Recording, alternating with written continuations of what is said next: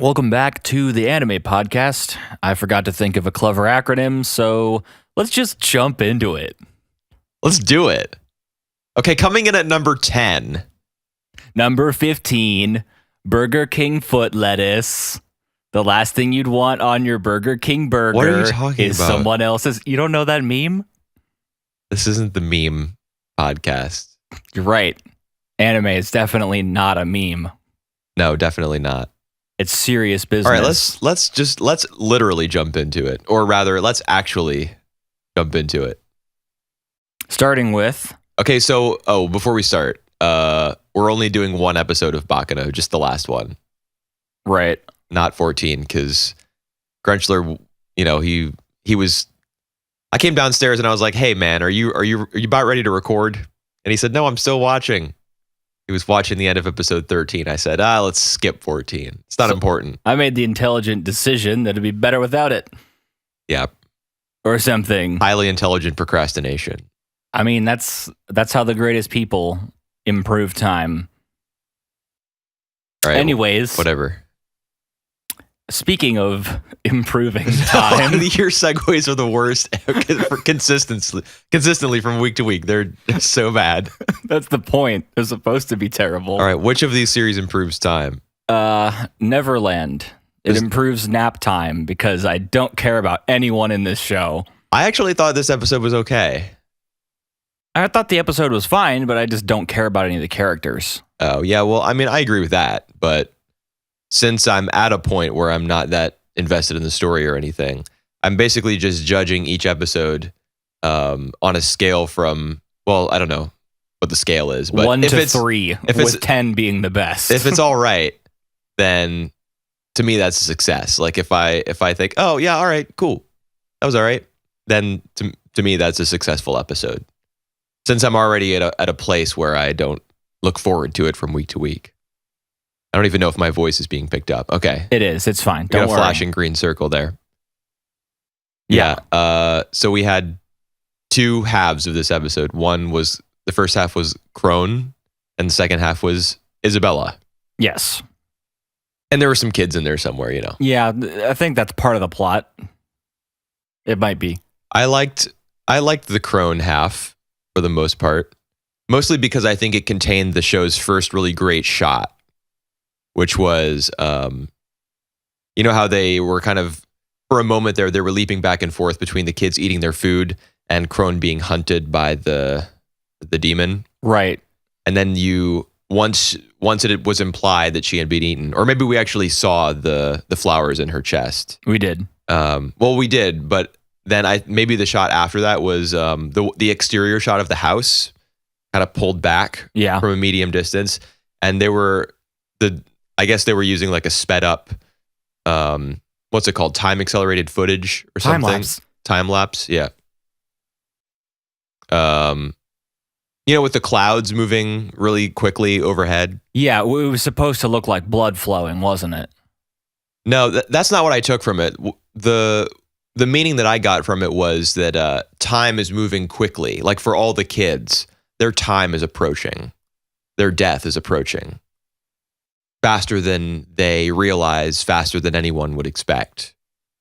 Blood flowing, I didn't because it had a very liquid look to it. Well, sure, just because it was it didn't look like clouds moving. That's not what clouds do. It did look like clouds moving, just really, really rapidly. It looked like random white shapes being sucked into the top of the house. That's what it looked like. It's a cartoon, let's be fair. But yeah, the fact that all the clouds were kind of converging near the house, like the house is the point where everything is accelerating. Being drained into something because it was very, very liquid and flowing.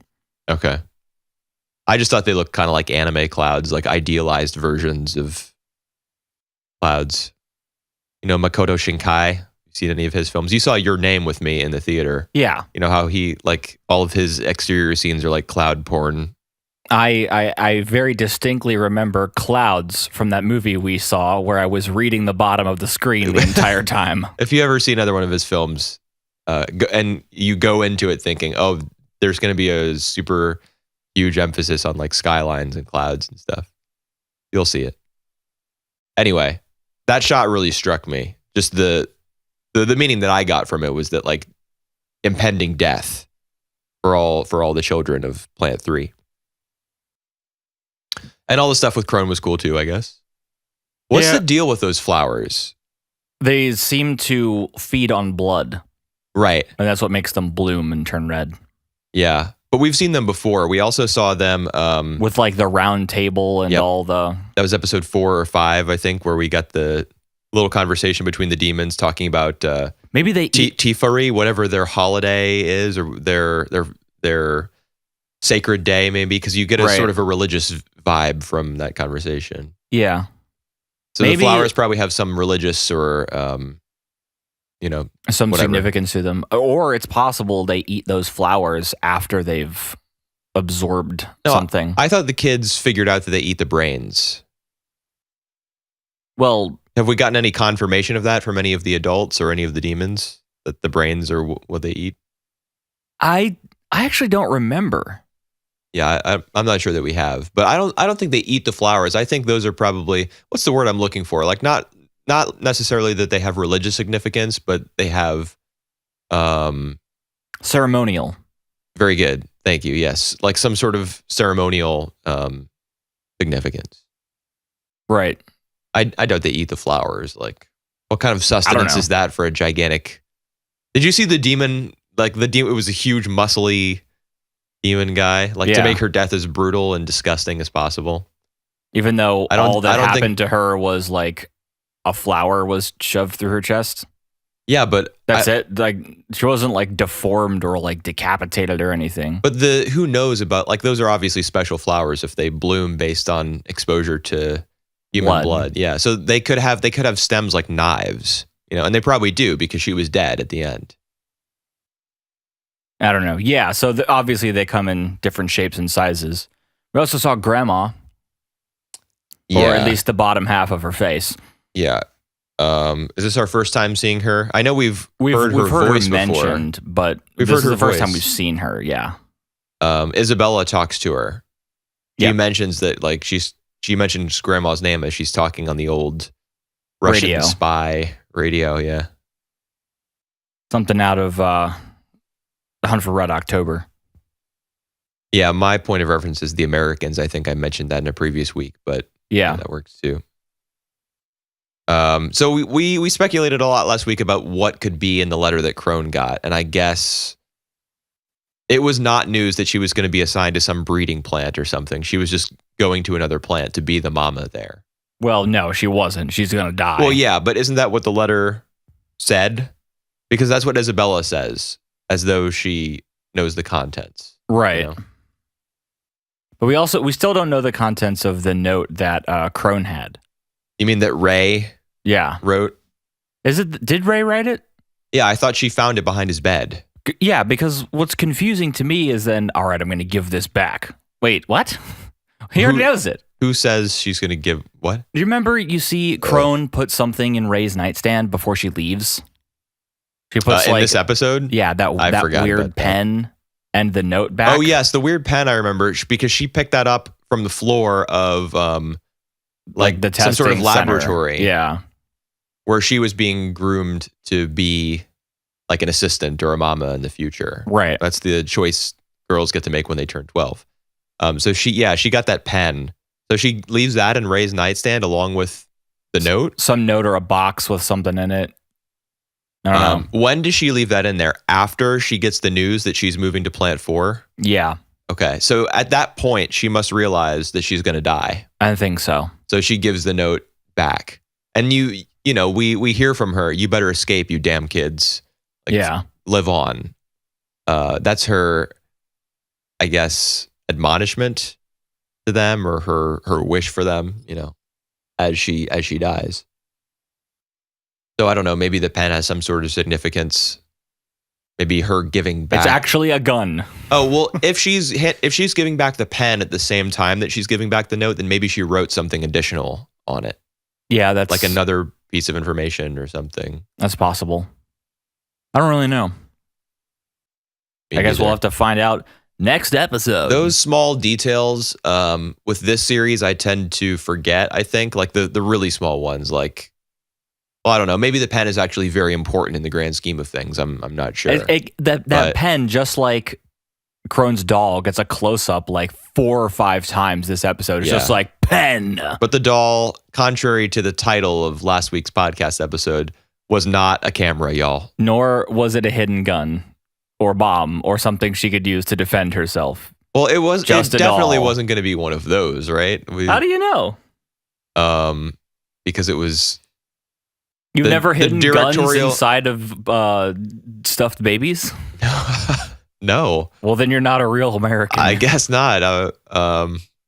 You're not a real Neverlander. Feeling a little excluded here, a little out of the loop.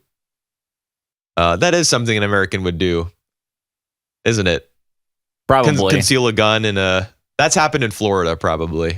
Yep. If any state. Everything's happened in Florida. Including people who like this show. Yeah, well, I think this show is pretty popular everywhere. Yeah, I know. And it's not for no reason. What else? Is it? Yeah. Yeah. Here's something we can discuss. Oh, yeah. You mentioned Grandma.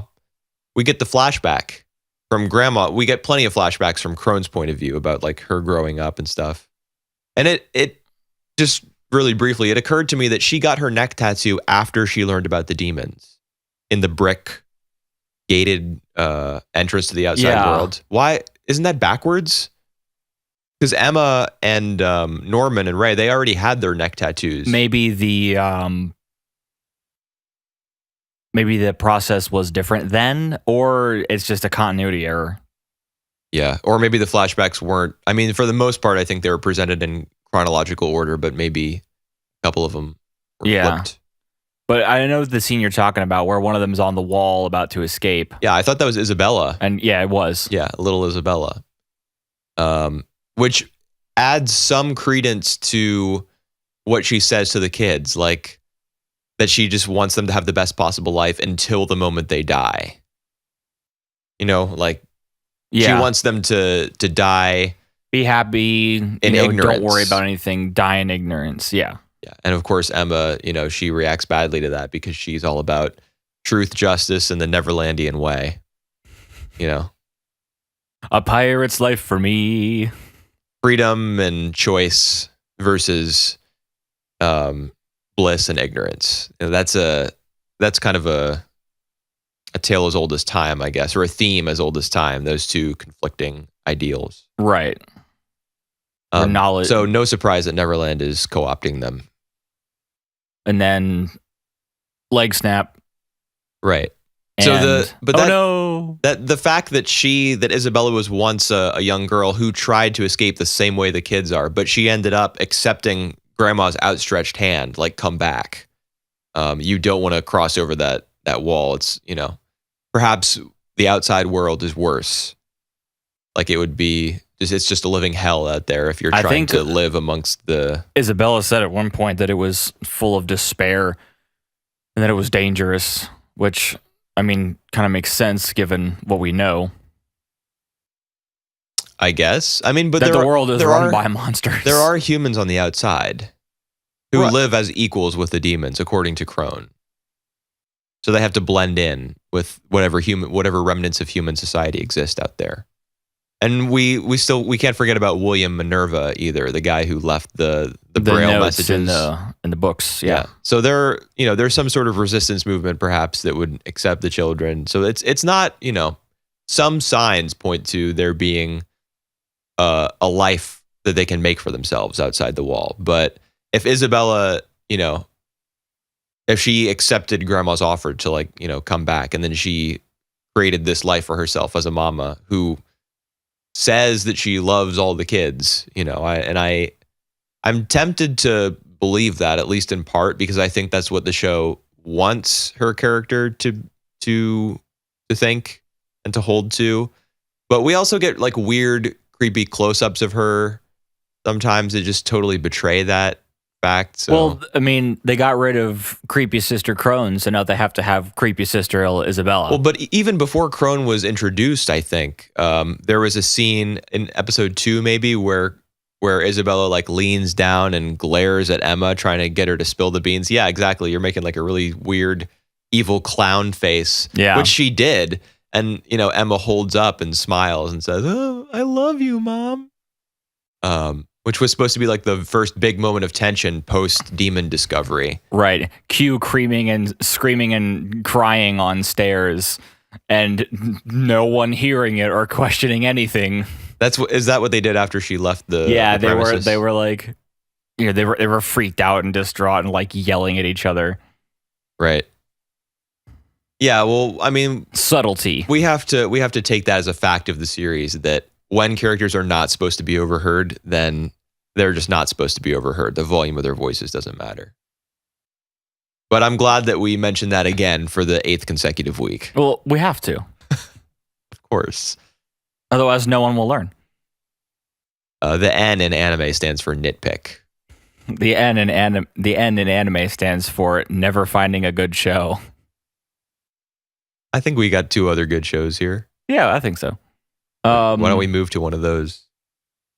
We're not going to talk about Norman's going to get shipped out. Oh yeah. What was the deal? Ray has been. What was the deal with betrayed. That scene? Like the way that she easily locks Ray in a room and then just leaves, goes to the forest, says, "Norman, you're leaving soon." Breaks Emma's leg and then carries her back, leaving the other 4 children out by the wall. What's the deal with your one job? You had one job. Her one job is to make sure the kids don't escape at this point, since the escape attempt has gotten so far. And then she just breaks Emma's leg and is like, "All right, peace out." And then carries her back to the house, leaving the other 4 kids there at the wall. I mean, she doesn't know about the rope, but. Right. But I guess the theory is like, if I break her, I break them. Yeah, but I don't know. Like with tensions that high in that scene, don't you think that sort of threat would be verbalized? Like, get back to the house, you fuckers. I don't know. Or you're next. Like, I don't know. It just seemed very weird that it immediately cut back to the house and all the kids see Mama carrying Emma. You're going to be shipped out and killed. Snap leg. I love you. Let's go back to the house. I just thought not necessarily the tone like you're alluding to, but just the conversation of the scene, the flow of it. I've been trying to break down this door for 5 minutes. Here, stand back. I'm a 12-year-old child who's going to break through this door. Let's be fair. He is the tallest and the most brown. And they're oh my God. What? He is. All right, we're moving on. It's getting racist. It was funny here. Though. Okay. You know what else is funny? Kaguya. Sometimes. I thought this episode was all right. Yeah. I liked I think I liked the 3rd part the best. With Ishigami? Yeah. I think this may have been the best use of his character so far, because we get a bit of context via backstory. Like, he used to be a troubled kid who was frequently truant from school. Oh no. And that may have laid the groundwork for the fact that he doesn't care about any of his tests and he hasn't formed any like lasting friendships among his peers, because he was never at school, or not as much as he should have been legally. And so that's why he's like the gloomy geek that everybody gossips about whenever he's near Kaguya. Yep. So yeah, he's all right. I liked the montage of Kaguya hunting him down every time after school when he would try to escape. He's like jumping out of windows and being cornered by like men in black suits and cars. Wow, for some reason that completely escaped my memory. He was trying to get out of studying. So there's a montage of Kaguya hunting him down the whole time. Yeah, that makes sense, but it's not coming back to my mind right now as I think about it. That's pretty funny though, that she would enlist like her family's, I don't know, Secret Service. Yeah, exactly. Her family's Secret Service to track this guy down. He's going to pretty great lengths for some dude.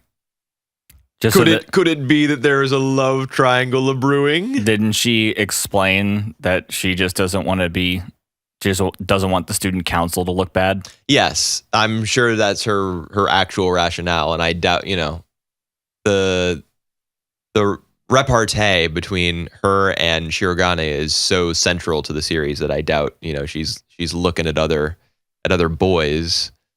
But I wonder about him. Like, I wonder if he's going to develop a crush on Kaguya. Because at the end of the thing, he's like, you only improved this much, I'm going to kill you. And he like runs away screaming and there's blood. Yeah, the blood splatters on the screen. Yeah, for comedic effect, he doesn't get injured. But nevertheless, they still share that segment together. And, he sees another side of Kaguya, perhaps, that he hadn't seen before, which is exactly what happened with Shirogane. Like, we've gotten multiple flashbacks now, very small ones, but to a previous year in school, like their freshman year. Or the first half of the year. No, they're second years in high school now. So I think whenever he thinks of the older version of Kaguya with the straight hair, no bow, with like the colder tone and demeanor. Oh, that's right. I think he might be thinking back to their first year. I could be wrong. But Shirogane did like a 180 on his perception of her character. So the same thing could potentially happen for Ishigami. And it is though it's mostly a comedy, it's also a romance. It's a rom-com, so you got to get some love triangles in there somewhere. Of course. So it could be like Ishigami developing a one-sided thing for Kaguya. What about a love quadrangle? Which isn't actually a shape. Is quadrangle not a real? No, it's called a quadrilateral. Yeah, I remember now that you said that word that it exists. But is quadrangle? I'm sure that's seen so much usage over time that it's been kind of adopted as a word by Oxford, quad means Webster. four and angle means angles. So technically, it's correct. What about the R? Quadrangle. I don't know. Just so that it sounds the same as triangle. The angle in triangle is preceded by the letter I, not the letter R. But it sounds the same. I think I just demonstrated that it doesn't. Bear attack. Did you set it to quadrangle? Huh? Anyways, yeah, I thought the third was the best of the three. How about you? I don't know. Maybe the first with Shirogane's little sister. Yeah, dude, what was up with her ribbon? Her ribbon was like hypnotizing. What do you mean? Just the pattern of it. It was like extremely ornate looking. I don't remember it. Okay, it was black and white and kind of wavy through the top of her hair. Then there was like this little pin or brooch, or not a brooch, I guess that's what you wear on your chest, but there was like a little pin, and then a couple strands of the ribbon came down like this along the side. Just the design of it really struck me for some reason. She's fancy. I didn't even notice it. Yeah, I guess she is fancy. She's also really nervous around Kaguya, apparently, which is not something she lets on when she comes to visit the student council room. But right, I don't know why she's so nervous around her. Because she's supposed to be cool. Who? Kaguya. There was nothing cool about Kaguya in that scene. She's supposed to be cool, though. Well, yeah. But she was like just constantly plotting about how she can leverage a potential relationship with this young girl into getting closer to her older brother the entire time. Yep. She was like, oh, maybe I'll be like the big sister or the cool older friend, or I'll be me, an intellectual. My God. Helping her with numbers. But Ishigami does that better. And then Fujiwara is already her friend. So as usual, Kaguya's plan is foiled, and then it was nice that Fujiwara invited her along to their window shopping in wherever. You are a cancer on this society. Do you want to come with us? Sure.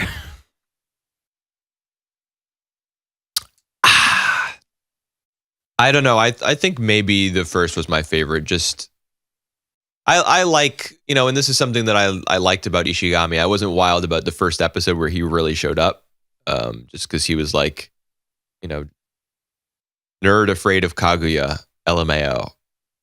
But I like when characters who have been previously seen, like from the neck down, or just maybe we just hear their voice or something when they're actually introduced. Right. I think it's neat when shows allow us to form an impression of a character and then break that impression by revealing who they actually are. I mean, do we only see her from the neck down a few times? I feel like we've seen her before. Yeah, but not her face. Oh, okay. Twice, I think. Well, maybe just once. But Because Miyuki mentions just like, isn't that skirt too short? Like, are you gonna wear that? Yeah, and she's like, "Shut up, pervert! Like, die, you're a pervert! Go die!" Yeah, Chane. Your first Japanese word. Well, I did watch a lot of My Hero Academia. What do they say in that show? Bakugo literally never just stops screaming, he always die. says Shine. Yes. Yeah. Shine. Like 9 times in a row. Yeah, he's so annoying, dude. I don't understand. All of the characters in that show are annoying. I don't understand how My Hero Academia, because it's such a huge deal, I don't understand how the fan base isn't just like ripped in half by the existence of his character. Everyone thinks he's so based. Like because everyone who likes the show best bros, and everyone who likes the show is just like super edgelord McFedorison. No, they're not. They're normal people. That's what they want you to think. No, that is normal. My Hero Academia fandom is normalcy. I don't know. Maybe there's a bunch of edgelords in Western shows. I mean, isn't everyone just watching like gritty Marvel TV shows on Netflix now? So isn't Bakugo just a regular character to them? Yeah, but they don't scream. They're not like a screaming teenager who looks angry 100% of the time. You don't get that in live action. Yeah. I thought I was going to have something intelligent to say there, but I didn't. Okay. And then the middle episode were the exams. Getting back on track. We didn't, yeah, that's true. I guess we can just move on. Unless there's something else you wanted to say about the one part. thing I wanted to say was that Kaguya, like, she dreams up that scene where the whole Shirogane family like accepts her as one of their own. Like, you can't say Shirogane. You have to call us by her first name. Right. But the thing about that scene that the narrator actually makes clear is that she wants to be part of a family. Like, right. She missed out on that experience as a child. Yeah, we haven't seen her parents, have we? Well, of course. I mean, what is 1 trillion yen? Something like that? 5 trillion? The Shinomiya group or something. They're one of the Zaibatsu, like a really powerful Japanese family. Right. I mean, that's a trope for, any kind of show with kids. It's just, I have the rich parents. Like in Fairly Odd Parents, Remy Bucksaplenty and Juandissimo Magnifico. Oh, yeah. That's right. He's just, he wishes he had, parents that were around like Timmy does. Right. Yeah, that is a trope, but maybe this show seems poised to take it somewhat more seriously. I mean, even in the Fairly Odd Parents, that kid it was obvious that he was lonely, based on the things that he wished for and the one thing that Timmy had that he couldn't have, but he really wanted. And, they're probably going to elaborate on that in the future with Kaguya's character, because they've made a point not to show her parents. We only see her at home with Hayasaka and random dudes in suits. Right. The Secret Service. Just drive her places and capture her friends and pose as vendors to sell cell phones. Right. To subliminally message the class president to buy a cell phone. Even though she doesn't have a smartphone. Right. Well, that's just a little minor detail. Somebody should have taken care of that for her. So the second episode, I guess we can go on to that. Yeah, it was the it was like exams. Largely comedic. It's everyone lying about their level of preparation for the exams, and Fujiwara telling the truth, of course, because she cannot tell a lie. She's like George Washington Carver. I'm gonna go home and study. This was a lie. He just wanted to play the new video game. What an epic gamer, dude. I hope he got the victory royale. Same. I wonder what kind of games Ishigami plays. Probably like dating sims, since he's so desperate to have a girlfriend. Are there dating sims on like PS4? Probably so, dude. I mean, especially Japan has a lot of different games than we do. Yeah, but a lot of stuff doesn't get localized. They have like galgays and erogays, and there's a bunch of gay meaning game. Like that's the suffix that they use for game. Right. No homo. Game. You mean it's not VRMMO game? That's not how they pronounce game in Japan. Not that I know of. Darn, all these great trapped in another world animes have. Did you just say animes? Swayed my mind. Excuse me. The correct plural is animes. Might as well be. Yeah. So the exam we cover like. I mean, the thing that was neat about the third part was that it structured itself like as a flashback that could kind of be inserted into the second bit, yeah, because it lets you get a more serious look at the preparation of like a couple characters, whereas it was more humorous in the middle chapter. And I don't know how much more there is to say about it. Like Kaguya and Shirogane are still very competitive. A lot of the chapters where they've been at the center of them recently have been like very kind of soft and mushy at the end. Like, one character will think to themselves, oh, that's just why I love them, something like that. But then, and this is just self-loathing and self-congratulation. Yeah. They're still, they still want to beat the other one, prove their superiority. Of course. I mean, that's why else would you take tests? It's just to prove you're better. Great question. All right. I'm fading. My energy level is fading. Faded. Drank. Move on. Mob Psycho 100. All right. I don't know what the fuck is going on anymore. How do you not understand what they just introduced like 20 characters? Okay, so they introduced like 15. That's not that bad. Names flashing across the screen. I don't think we're supposed to remember their names. We're supposed to remember them by power. Like that's how. But don't you think that Japanese people who see the gigantic letters flash up on screen in their native language, like they might be expected to remember the characters? I think that's just reminiscent of what. Did they do that in the first season or the first series? I don't remember, man. I was about to say we watched it last year, but. Think about it. Every episode of My Hero does the same thing. Yeah, but that's just because when a character's on screen, they put up the name and they and like all the shit about re-summarize everything about them. So I think they're just doing the same trope. It's just like name. Yeah, I mean, just to look like the comic book intro. That's Yeah, I get that, but okay, let's put aside the fact that the names flash on screen. We still got a zillion characters, like 24, thrown at us in the span of like 22 minutes or something. I mean, just too much. All the characters with Reigen and company we've seen before. Those are from. I'm not talking about season. them. I know, but so you're talking about the heads of all the other divisions of Claw 1 through 6, then the Ultimate 5. Right, but the Claw. 1 through 6 are like dispatched in 15 seconds off camera. Like, okay, yeah. So I guess. we're meant to know the leader of Claw, the Ultimate 5, and the other guys. They get beat up instantly too, we don't have to remember them. The foreign division of Claw, the ones who are planning the coup from inside, and they get beaten by the members of the Ultimate 5. They have a brief introduction, but they're immediately dispatched, so we don't have to remember them anymore. That's not true, dude. They don't get beaten up like as soon as they're introduced. I mean, one of them literally gets shot out of a building by an umbrella. Yeah, but that's after a lengthy fight scene. And we see them like on top of a building, the guy with the widow's peak hair, and he lights the cigarette with a taser. How many times do we see him do that? Like 4. Right, and then we see why he does it.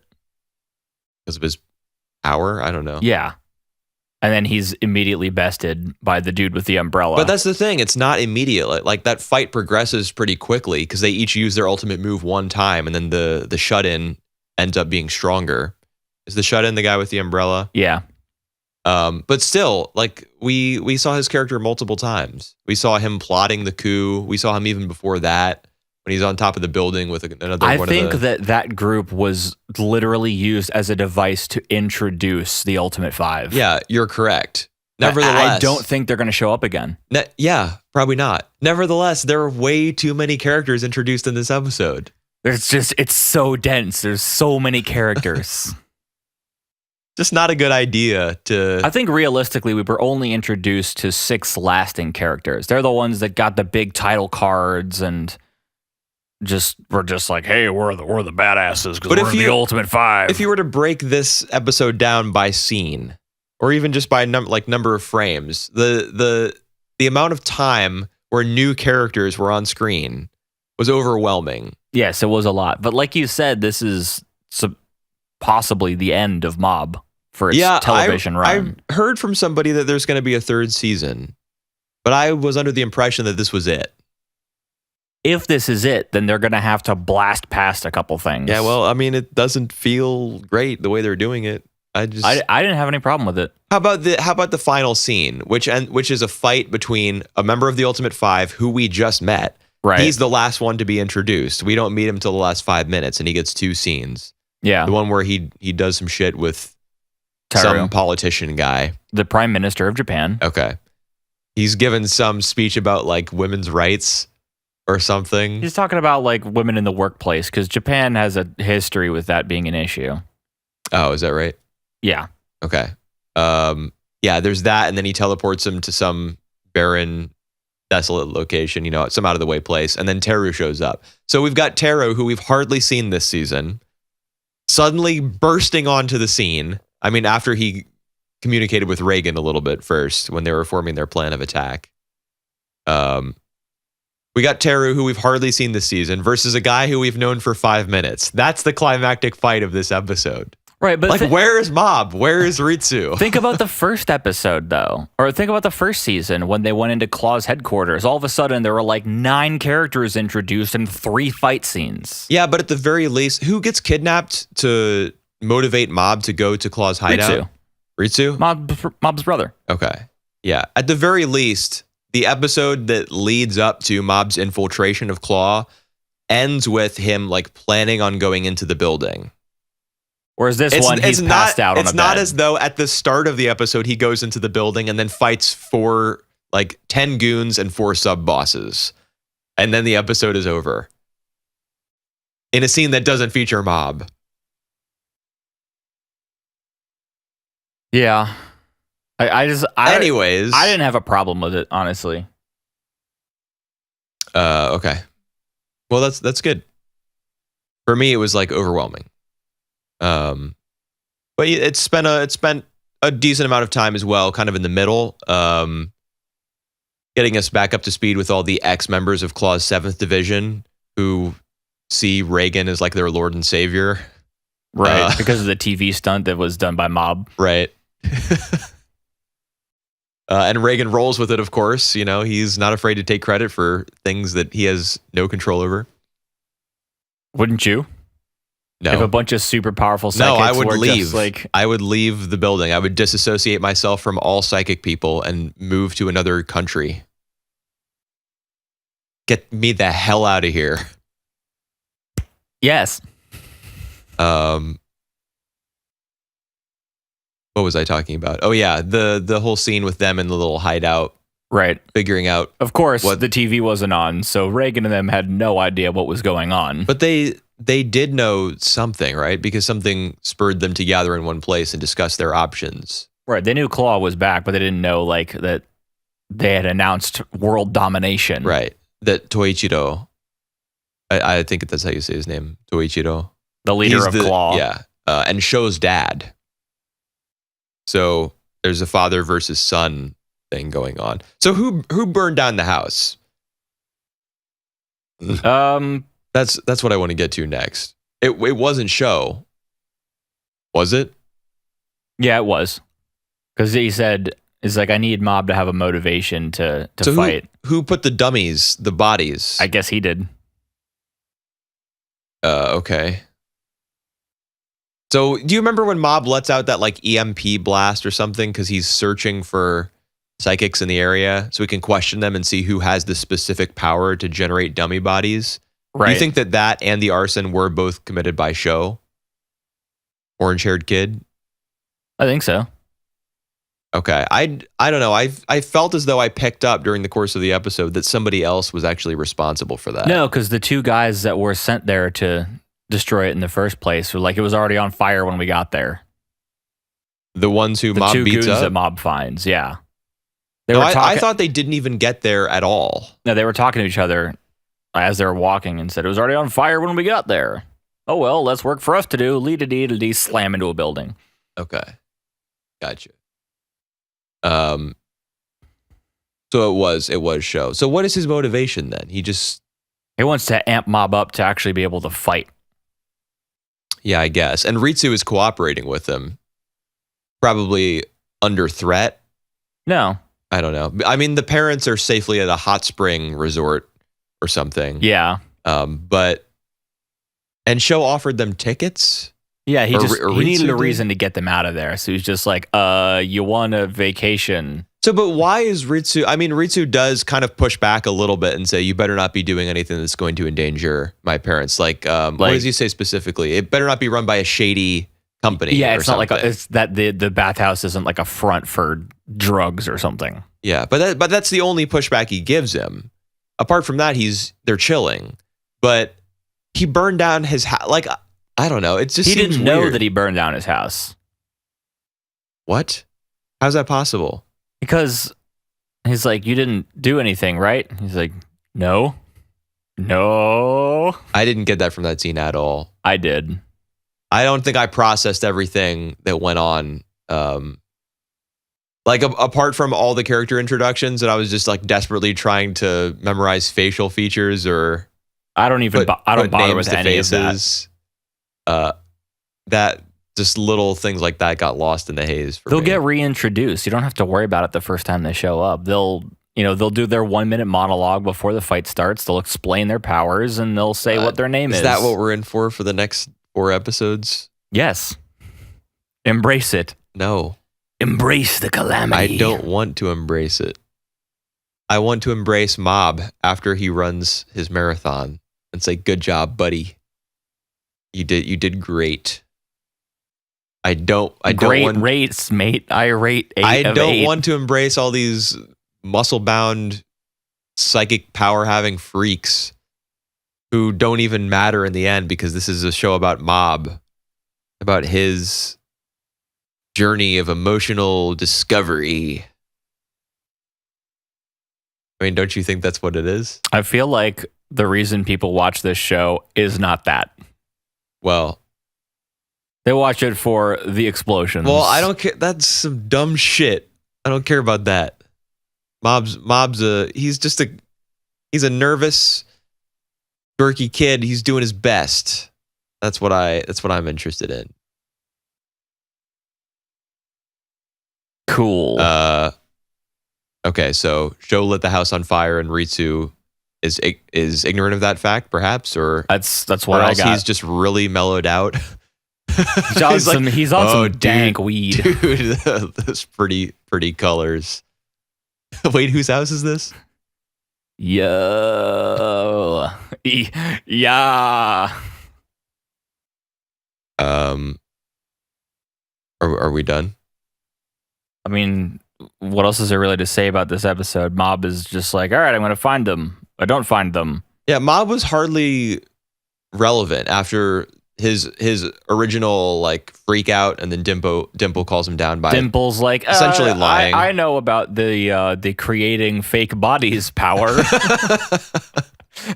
It's like yes, I know the old standard flips through book fake bodies power. Yes. Did you lie to him? Yes. Don't worry, Mob. They're fine. Yeah, but they are fine. And then once we learn that, once Mob has his mind kind of set at ease, then he goes from 100% to 2% on his little sliding emotional scale and falls asleep. And then the show falls asleep and goes into a gigantic 20-character introducing trance. It's just setting up the last act of the show. Yeah, but they did it so fast. It was like if there's a 3-act play, you come back from the second intermission, the third act starts, and there's literally 50 characters all lined up in a row on the stage, staring out at the audience, and they take turns like shouting their name at the top of their lungs. That's what this episode was like. I think that was to save expository dialogue from the last few episodes. I think they just got everything out of the way in this one so that in the next ones, everything can explode. Well, great. I think that's why I hope that it was thrown together like that. I mean, think how many characters get introduced in an episode of My Hero Academia. Like 15. Why are we still talking about that series? Because they're both shonens. Whatever. One has the emotional range of a teaspoon. Thanks, Hermione. You're welcome. All right, let's move on to Baccano. I need to get my priorities straight. Let's move on to Baccano and get done. Man, I was going to have a great transition. No, you weren't. That's right. I wasn't. You wrote no notes about this? No, I watched it literally 45 minutes ago. Okay. Go ahead and recap it for us. This was the Bow episode. Everything just kind of gets wrapped up. We learn the fate of Dallas Genoard. He's buried in concrete in a barrel with a deck of playing cards in the Hudson River. Okay, that explains why he's drowning in his character card during the OP. With the deck of playing cards. Yeah, but why did we spend so much time following a couple mafia families around, all looking for him? His main contribution to the overarching story was that he stole the immortality juice, the elixir from what family had it? And he stole it from Barnes. Oh yes, you're right. So he's the reason that it got passed around in the first place. That's why we spent so much time on him. Yeah, well, because he was a catalyst for half the show. Sure, but why does that justify all the time we spend in 1932? Not 1930, but 32 in the future when Eve is looking for him and the information brokers are interested in him and the mafia families are showing up at the information brokers and they're threatening each other with guns and stuff. And all that time spent following people who are following him. Why is any of that important or relevant? Who cares? Because it's still just, it's a commentary on storytelling. What? The whole show is a commentary on storytelling, as we've established. But at a certain point, you have to tell the story. And the story they chose to tell in 1932 was they're all searching for a man who's buried at the bottom of the Hudson River. Like, to what end are we watching their ultimately failed goose chase? Whose failed goose chase? The mafia families. They explain to Eve, who's like getting kidnapped and then escaping and then running around and exposing herself to like mortal peril in order to find her brother. In the end, she finds out he's just at the bottom of the Hudson River. Right, so she gets what she wanted. Yeah, but her character wasn't really closely related to anything else that was going on in the series. Except she was related to the catalyst for half the show. I know, but him being the catalyst it happened in 1930. That's 2 years before any of the stuff that happens in 1932, which seems so far removed from everything else that I don't understand the purpose. Like the big brutish guy with the really gravelly voice who just kills people without the say-so of his boss. Well, think about if you read this story from front to back. Right? What do you mean? So in chronological you put order? the whole thing in chronological order, but you got rid of this stuff in 1932. Wouldn't you wonder what happened to Dallas? No. I think most people would. Why? He's a scumbag. He turns out to be immortal, and then, you just kill him off in 1930. He's still a loose end, though, and that's how they just bury him up. Bury him in the Hudson in 1930, and have that fact get out. Why are people even looking for him? I don't understand. Why is the sister looking for her brother? No, the mafia families. Because they know he's immortal. But there are so many other immortals. Right, but ones that aren't going to go quietly or can't. What? So the Don of the Runeratas. Yeah, the guy who shoots his own. Is the one who wants Dallas. Yeah, because he wants to take him to his secret lab and he mentions figure out that. how he's immortal and make himself. Yeah, but there immortal. are so many other immortals. Wouldn't he have gotten wind of one of them already? Right, but they're all protected by mafia families. That guy has no connections to anyone else. Okay. Everyone hates him. So he finally figures out where he is, and he's like, all right, mine. Yeah, I guess. But don't you agree that Dallas's story, it just gets stretched out for too long? Like he's the one who steals the stuff from what's his face? Barnes. Yeah, he steals the stuff. And then it gets taken from him by Sizzle, right? No. Because Sizzle has to continue looking for it. Is it Firo who takes it, or is it it's the Gandors? Yeah. Keith, Luck, and all those guys. Yeah. By the time, like, Dallas steals it from Barnes and delivers it into the hands of the Gandors unwittingly. After that happens, his role in the story is like negligible. Something happens in a back alleyway where Ennis saves Isaac and Miria from them, but that's just like, I mean, him being a punk. After that, he gets captured by Sizzle. Yeah, and he becomes immortal. Right, and he becomes like an agent of him. Yeah, but barely. Like, he hardly does anything for him. His character is just so like ineffectual. The only thing he does is deliver the elixir from one place to another. And then from that point on, it's just him being a general scoundrel and no good Nick. It's true that he's immortal, but so are, like, I don't know, 30 other characters in the series. Hedwig's character was just so ineffectual and just didn't need to be there. Yeah, that's why she got killed off in book 7. Bitch. Yep. Spoilers. Plus, Hedwig actually provides a vital function, like carrying Harry's mail. Right, but not like a vital story function. Being a boss. That doesn't provide a story function, though. Yes, it does. It delivers him information that he needs to progress through the story. Right, and so it's the same thing with Dallas. He delivers the mead.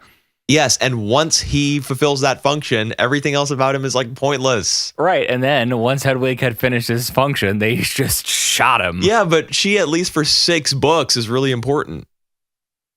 She's also a symbol of Harry's his first trip to Diagon Alley and his bond with Hagrid. Wouldn't that also be like, his wand? Yeah, sure, but Hedwig is alive and has some personality. The wand may choose the wizard, but it is not alive. Or is it? I don't know. I think it is. Okay, it doesn't matter. Anyway, everything about like the whole Dallas story, I was just like, why the fuck? But do you only feel that way because of the resolution? Yes. If they were building up, because so many people were after Dallas, the information brokers, the mafia families, his sister. Like, everybody was like, where is this guy? We have to get this guy. This is of paramount importance in the year 1932. Nothing else in the year 1932 matters. Everything else is about Dallas. Oh, he was just a scumbag, so we put him at the bottom of the Hudson. Why? Sometimes the end of a story isn't satisfying. Yeah, but isn't it possible that that's what they're trying to convey? No. You don't think that was possible? That was the intent? No. All right.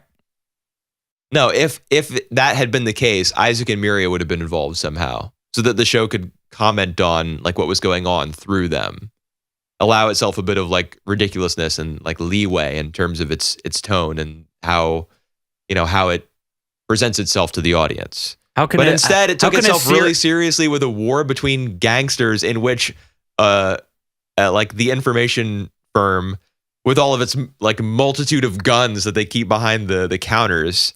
That's who was involved. Right.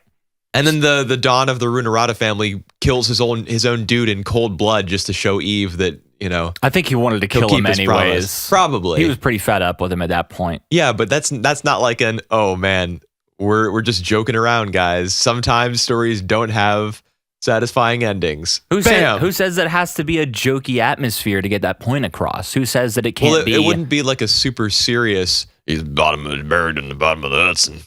All we do is dip skull in my coal. I just thought it was really underwhelming and stupid. I think the fact that it's underwhelming was on purpose. Get at me in the comments if you disagree. All right, so what else? Let's forget about 1932. Let's party like it's 1931, baby. We got Cheslaw being his story was essentially just he's still a child, right, and he just wants a family. And for once in his life, someone isn't out to get him. I think is essentially the end of his story. Yeah, I guess he learns to trust. Right. And he learns Isaac and Miria or Isaac at the very least. Isaac and Miria, as we now know, are immortal. Yeah. They drank that elixir, obviously. Yeah. Well, they were the ones who ended up serving it to the whatever family Fira belongs to. Or the Martillo family. The Martillo family. And also the Gandors are there at the celebration. Yeah. And then they drink some of it too, of course. I mean, I really feel as though it's Isaac and Miria who are the ones that kind of pass the stuff around.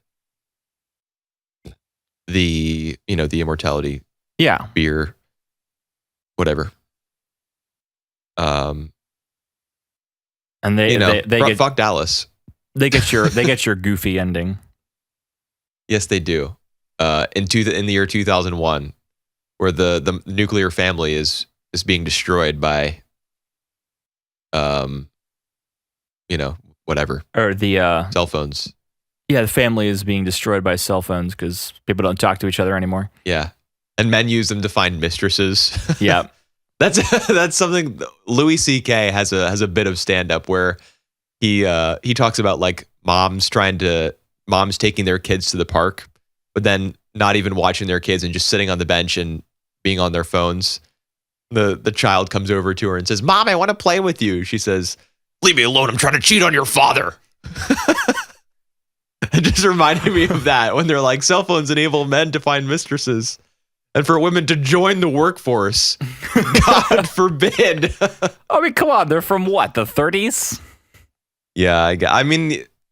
Well, wait, weren't women joining the workforce? I guess the big boom of women entering the workforce was in World War II. But I do think that women got factory jobs before then. That was like an avenue for them to start working. That was the industrialization of America and other countries. And England too, being the other major industrial power. Europe in general. Well, but I think a lot of it started in England, didn't it? Well, yeah, but Germany kind of waged war on the world. So they must have had some decent factories. Yeah, perhaps. Or maybe they didn't, and that's why they lost. America! America! How did we get on this subject? Isaac and Miria. Isaac and Miria were the end in L1. Yeah, so that's... and then we got Cheslaw. Right. Coleslaw. Cheslaw learns to trust again. Misa is just like, welcome back, I'm not going to eat you. Yeah. Yay. You can be this homunculus's brother. Yeah, that was weird. Son, yeah. What was it? Younger brother or? I don't know. It's that possible was we weird. had different Dude, translations too. In episode 14, like the first of the 3 OVA episodes, which I actually watched, he actually is hanging out with her. I don't know. You just see them walking down the street together and they encounter Rachel, the girl from the Daily Days who wears the fatigues and who like slipped around on the train. She encounters them and the two of them are together. It's not as though Ennis is wearing like an apron and he's wearing like a little bonnet and has a pacifier. Like he's the son. Right. I mean, he's how many hundreds of years old? 220? Yeah, something like 230, that. given his already existing age when he becomes immortal in 1711. So how about all the stuff with the Rail Tracer? I know you weren't fond of the Rail Tracer last time we talked about him. I feel like he definitely got more, I wouldn't say more development, but his character was a little more, a little less one-dimensional in this episode. I thought he was weirder and less comprehensible. Like the way he proposed to Chane was just bizarre. He says, let's get married. Then I won't kill your brother. Or your father. I guess Huey is her father. Hello? Like, what are you talking about? Lol, I don't know. And she's like, sure, look for me in Manhattan. Yeah, where does she inscribe that message? On the roof of the train. Ah. Yeah, that was really weird. I didn't understand. I'm sure obviously he's that's like probably totally something whacked in that the gets head. wrapped up in the OVA, I'm sure, but I don't feel like it needs to be wrapped up. I don't have like a burning desire to be like, man, I gotta know if they get married. It's just like, well, yeah, but don't you also think that it comes completely out of left field and makes little to no sense? I mean, obviously, most of the stuff that comes out of his mouth makes little to no sense, but yeah, the whole character is left field. Yeah, but even if you take his weirdness and just general strangeness, and his like solipsistic worldview into account, him just proposing to a woman out of nowhere as a means of not killing her and her father. That doesn't even make sense. Like if Ladd were to do something like that, not even that would compute for me. What can I say? He's a weird literary device. That's right. Ooh. As we concretely and definitively established last time. With zero room for error. No errors on this podcast. No, never. What else did the Rail Tracer do? Was it just the stuff with Chane mostly? And yeah. He just talked to Chane and then... Chane? Chane!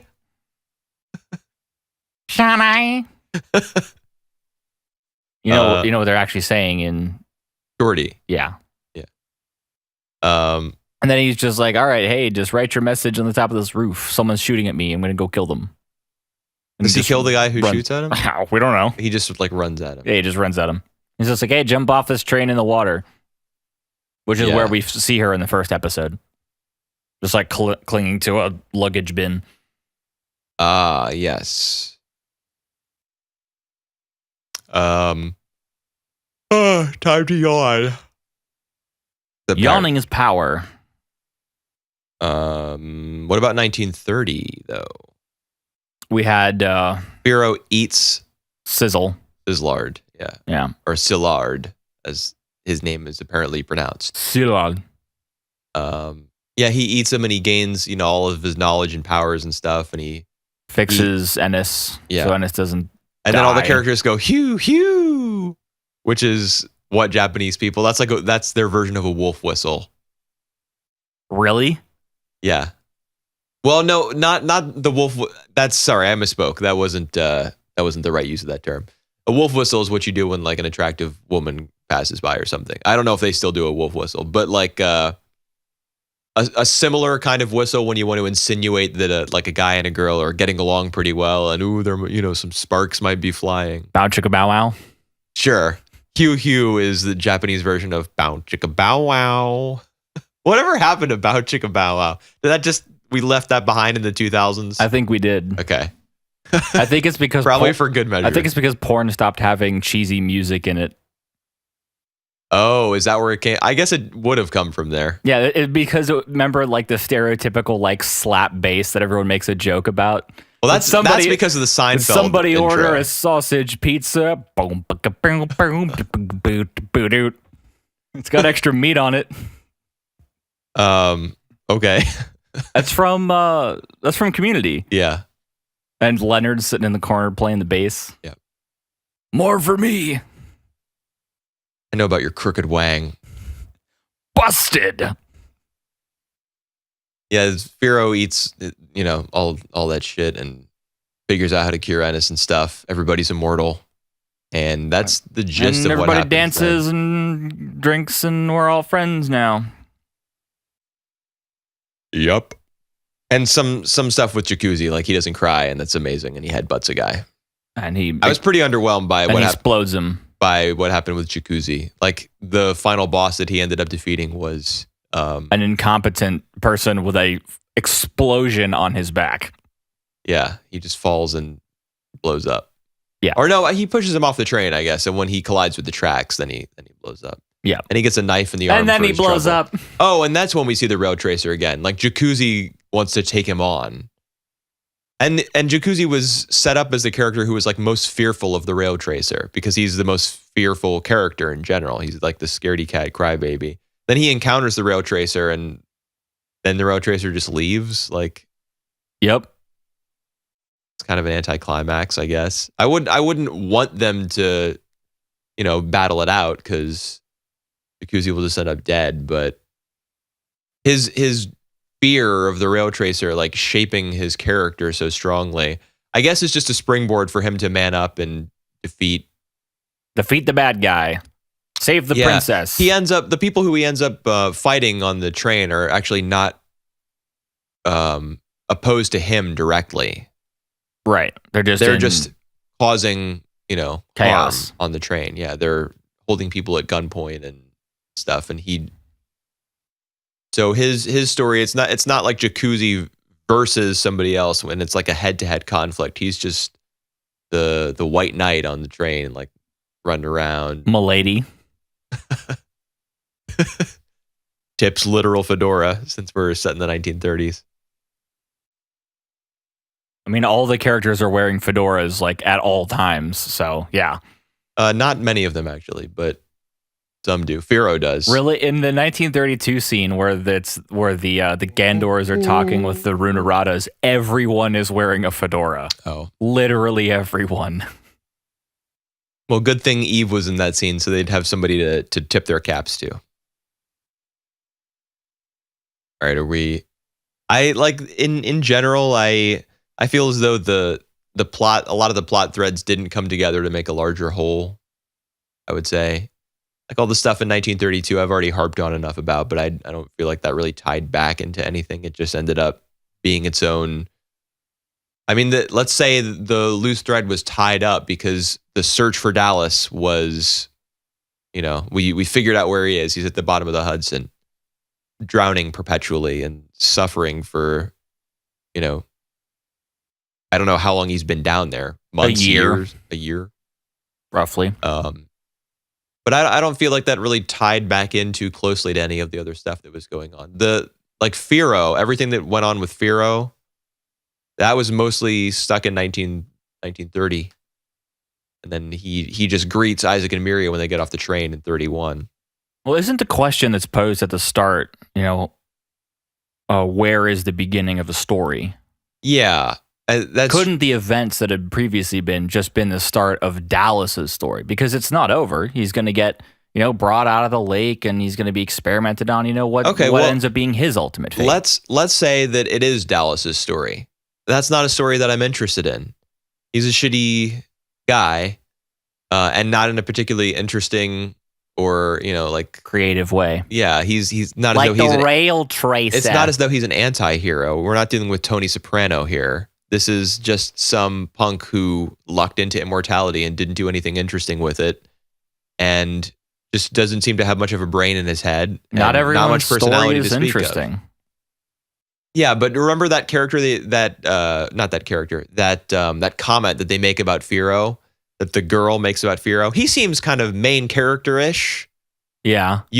When you're watching, a television show or reading a book or whatever, you want somebody who seems main character-ish for you to latch on to, so you can follow the story through their eyes, or just the bits of it that revolve around them or that they shape through their actions. And I think the reason Dallas doesn't shape anything. Right, he's the one who's main character-ish. Who? Where Firo's actually a main character. Dallas. No, nobody is the main character. Firo is main character-ish. The immortality Dallas is the main character. The city of New York. The Flying Pussyfoot is the main character of Baccano. The main character is actually your own subconscious. Hmm. Hang on, I just gotta push my glasses into my brain to comprehend this show. All the stuff with Jacuzzi, like the fact that there wasn't anyone who was set directly against him, kind of made the resolution of his story a little bit lacking. I felt him standing up to Goose is not the best way of bringing his character full circle and proving that he's brave after all, and that he's selfless, because Goose is just a chump. Like, all the guys in black suits, Huey was so tangential to the main story. He and Chane were some of the least quote unquote important characters in the OP who get those character cards. Right. So the fact that Goose is part of the group that wants to bring Huey back, and then he ends up being dispatched by Jacuzzi. That's just not it's not as though he's climbed some big summit by defeating him. Everything about the rail tracer, he's kind of hard to get a handle on. He doesn't end up being the supernatural force that we envision him to be at the start. I mean, he's superhuman, but he's not supernatural. Right. I just feel as though there were a lot of stories that didn't dovetail with all the others. Like I might have expected them to as I was watching the series. Like midway through, you get the sense, based on how all the scenes are intercut and everything's tied together and it keeps flashing back and forth between different years. You get the sense that it's all, and you think you even think that like Dallas's whereabouts are going to be really pivotal to what's going on. It's all connected, SpongeBob. Yeah, you get that sense, but I don't think it delivers in the end. Now, because the series is structured the way it is, and because it precedes itself with the question, what is a story? Yeah, what's a story, and how do you know where it starts? Then I guess it can be, just because of its unique presentation, it can be given a little bit of leeway in that area. But it doesn't. Well, you can't really say that it doesn't stick the landing, because I think there are multiple landings given the way that it ends. So, and I don't think it sticks all of them, because there are tons of different arcs that all land in the last episode, essentially. Yes, a lot of bows that are placed on a lot of different stories, as you put it when we started talking about it. Not every story's bow is as nicely tied or as attractive looking as the others. Yeah, not all of them are as satisfying. And I think whether done intentionally or unintentionally, I think that's fine, because I don't think every story that's told is satisfying. But okay. Not every story has a satisfying end or good characters, but it's still a story. Yeah, but the question is, why am I watching it? Yeah, pretty much. Or why was it written in this case?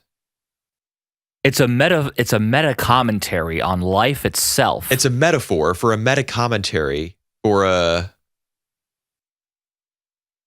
whatever. something intellectual. What's the other one? Not a metaphor, but a simile. It's a metaphor for a simile, for a meta commentary, for an analysis, for a breakdown, for a subversion of a story. I feel like holy shit. This whole show is that episode of Community. This is the movie. We are the directors. Amen, amen, amen, amen. The Charlie Kaufman episode. Yeah. This is terrible. Okay. Yeah. So not gonna watch episode 14. No, I don't know if I have a desire to see the other 3 episodes. I don't have any like burden questions I need answered. It just kind of seems like, yep, that was the end. Well, I watched it and it wasn't great.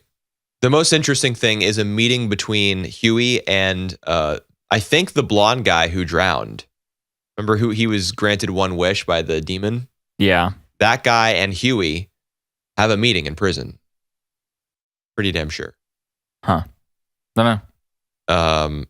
And I was like, oh, where are they going with this? And then there's a flashback to when Chane was younger and stuff. That was kind of interesting. But there was also a character, like one of Lad's henchmen, who was basically just Lad 2.0. And we got 10 minutes of him freaking out and hitting people with a giant wrench, which was not very engaging to me. Like, I got enough of Lad in the first episode he showed up in. Yeah, man. Well, I thought we might get this done in an hour, but it ended up taking the normal hour and 15. Yeah, it never happens. But that's okay. So next week, we might think of another classic series to add to the pool Yeah, of shows. perhaps. We could watch the redo of the original Gundam. It's What an do you mean? option. Mobile Suit Gundam: The Origin. Yeah, I think so. Isn't that what it's called? I want to watch 0079 before I see that. Is that the actual original? Yeah. We could go ultra classic, the retro corner, as people are starting to call it now. Oh, is that a popular YouTube thing? No, it's just I mean, we are YouTubers. It's a retro gamer here playing the original Mario. I mean, yeah, it's retro, I guess. Yeah. Wasn't that long ago. Eben. Only 30 years. All right. Anyways, I was thinking Planetes. Sure, whatever that is. It's the other series with the trash collectors in space from 2003. It was the other one. I mentioned that one in Baccano. Yeah, sure. But we that's something we can talk about. We can figure out what we want to watch. It doesn't even have to be a TV series. We could just, it could be a movie or something. An OVA or whatever. Anyways, tune in next time on the Anime Podcast for 3 shows that are relevant and one that probably still is. Yeah, we only talk about the finest cartoons here on this television series. The finest weapons and armor. Okay. Bye, everybody.